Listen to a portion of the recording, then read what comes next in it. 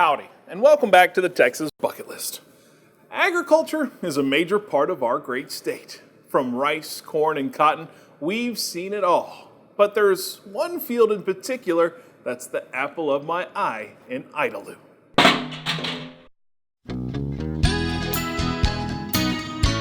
Just a little bit outside of Lubbock, during the waning months of summer, you'll find cotton sprouting up from the soil of the high plains, getting ready for its final harvest. But it's not the only crop getting ready to cash in for the season, because there's another field full of fruit that's not forbidden.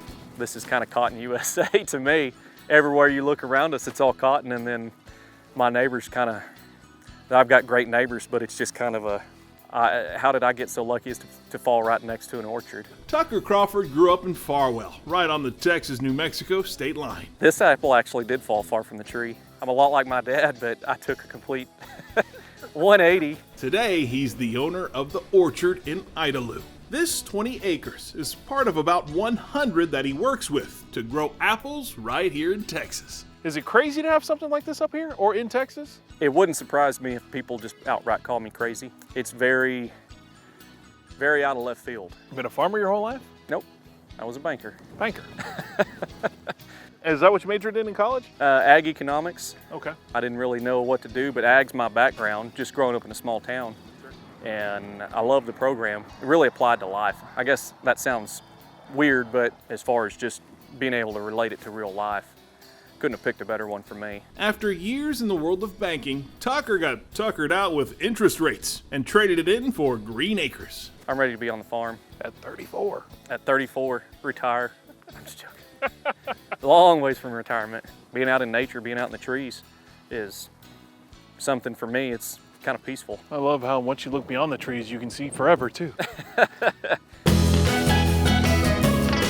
Since 1982, the little apple orchard near Lubbock has been producing thousands of pounds of produce, and their biggest obstacle is the unpredictable Texas weather. Apples here in Texas, it seems like a crazy idea, especially with hail and crazy storms and not the typical apple growing weather. Not at all.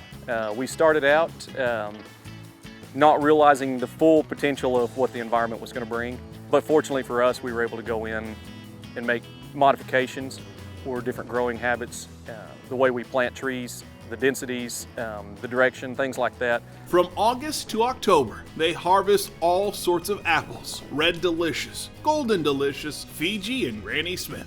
Some of these apples right in here, these are all Pink Lady apples. These are some of the later varieties that we have here.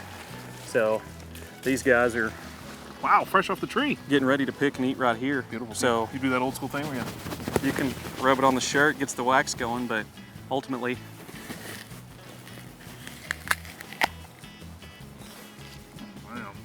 I got a big bite. That's a big one. That's a big bite. That's a real good apple. That was way too big of a snap off that apple. Look at that. How many apples a day you have? How far away is the doctor for you? I think that by this point I ought to be safe to live to around 200.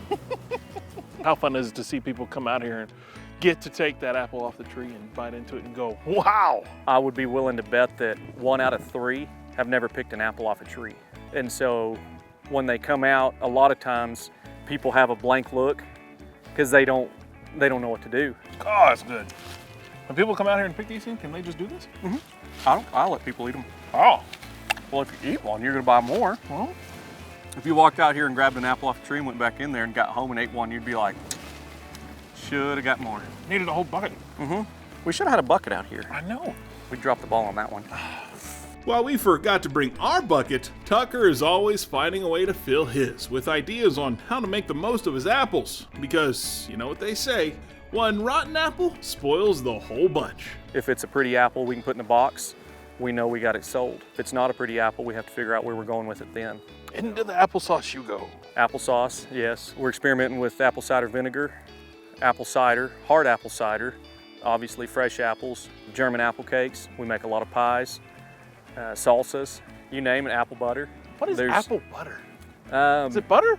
No, it's, think of... Even the apple farmer think of creamy had to think about this one. Think of applesauce with a nutmeg, cinnamon, sugar flavor in it. So spreading a little apple butter in an orchard here in the Lone Star State is on your list of things to experience in Texas. The orchard in Idalou is well worth a stop. I just think here in Texas we offer something that not everybody gets to experience.